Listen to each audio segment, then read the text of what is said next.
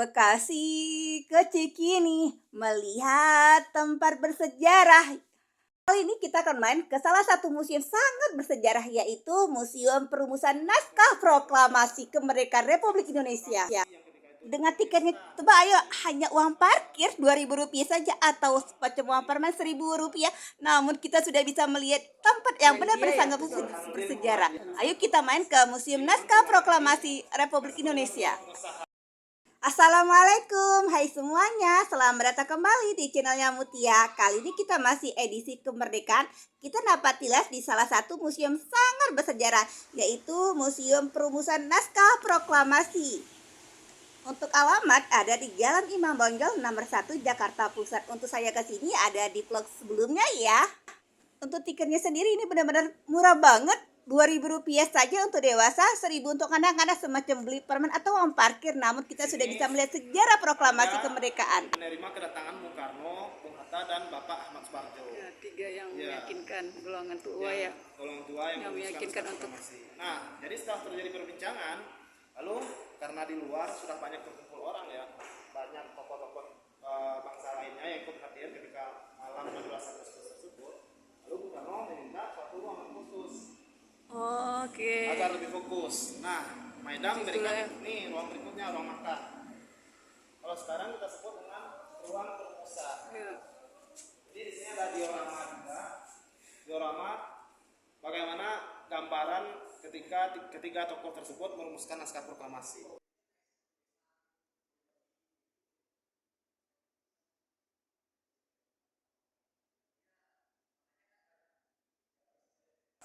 Diorama bagaimana gambaran ketika ketiga tokoh tersebut merumuskan naskah proklamasi.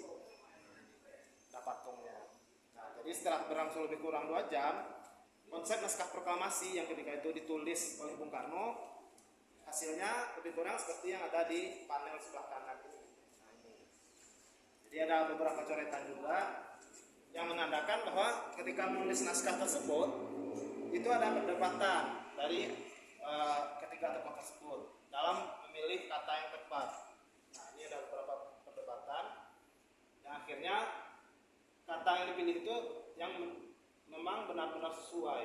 Jadi ini kata akhirnya yang dipakai itu kata pencegahan, dan ini diselenggarakan.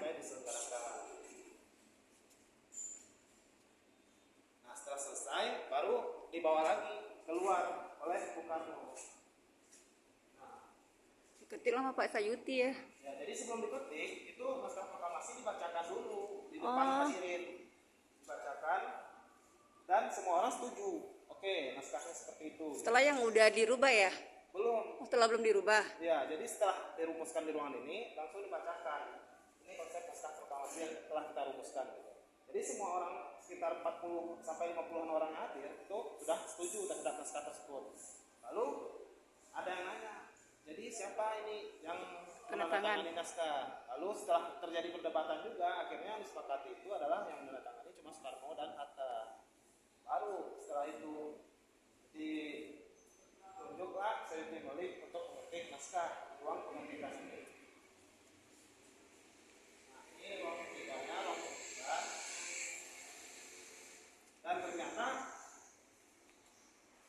ketika mengetik, Sayuti Malik ternyata ditemani lagi oleh satu orang temannya, namanya Bapak BM Dia, Din Muhammadiyah ya. Oh, MBM dia ya. Kalau kita jadi dia seorang jurnalis juga. Seorang jurnalis yang ikut menemani Sayuti Malik dalam mengetik naskah proklamasi. Jadi ketika mengetik naskah proklamasi inilah lalu Sayuti Malik melakukan beberapa perubahan. Merubah kata tempo menjadi tempo, merubah penanggalannya dari Jakarta yang awalnya hanya Jakarta 17/8/05 dirubah menjadi Jakarta hari 17 bulan 8 tahun 05. Terus juga merubah kata-kata yang terakhirnya itu wakil-wakil bangsa Indonesia berubah menjadi atas nama bangsa Indonesia. Nah, setelah selesai diketik, ternyata naskah tulisan tangan Bung Karno yang tadi itu dibuang oleh Sayuti Malik karena naskah yang ketiganya pun udah jadi. Jadi naskah tulisan tangannya dibuang, lalu diambil oleh Bapak Bendria, disimpan, dan baru sekitar tahun 1993 baru dikembalikan lagi ke pemerintah Indonesia. Jadi memang naskah tulisan tangan Bung Karno itu sempat dinyatakan hilang sebelum akhirnya Bapak dan dia kembalikan. Nah, setelah selesai diketik, lalu naskah tersebut diberikan kepada Bung Karno. Nah, karena keadaannya sangat mendesak, tergesa-gesa gitu. Jadi Bung Karno setelah menerima naskah itu langsung menandatangani di atas piano ini. Padahal di bagian depan kan ada meja. Tapi karena memang ingin cepat selesai, lalu langsung ditandatangani di atas piano. Jadi memang ternyata piano ini pernah juga dijadikan alas untuk menandatangani naskah proklamasi. Jadi memang ruangan ini kita sebut dengan ruang pengesahan naskah proklamasi. Karena memang penandatanganannya ada di ruangan ini. Nah, di sini ada foto-foto dari tokoh-tokoh yang hadir pada malam perumusan naskah proklamasi.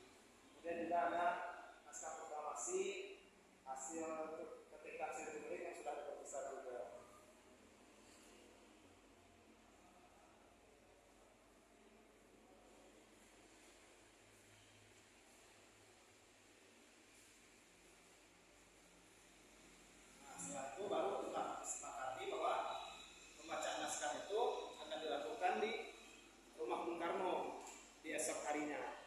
Jam 10 pagi.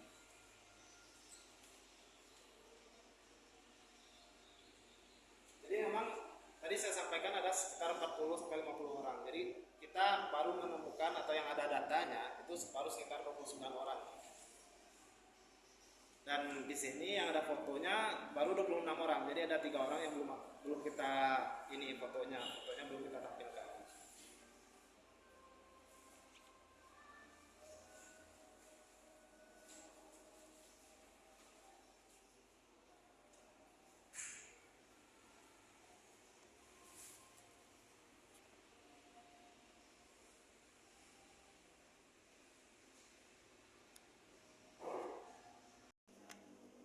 Kita lanjut kembali ya, karena pada saat itu saat bulan Ramadan dan berteriakan untuk merdeka, akhirnya terbangunlah Laksana Maida sebagai tuan rumah memberikan yaitu sahur untuk kita bagi umat muslimnya. Inilah dia waktu dulu yaitu ruangan dapur Laksamana Maida. Laksana Maida memberikan kita ruang atau juga tempat untuk kita bisa menyusun naskah proklamasi. Namun beliau tidak ada campur tangan pun untuk penulisan ataupun juga untuk perjuangan rakyat Indonesia. Ini memang berkat atas kerjasama rakyat Indonesia dan juga atas berkat Allah Subhanahu Wa Taala. Sampai di mana nih menurut teman-teman tentang kemerdekaan Republik Indonesia? Boleh tulis kolom komentar. Sampai di sini dulu ya untuk vlog kita. Sampai jumpa di lain waktu. Merdeka, ayo ke musuh.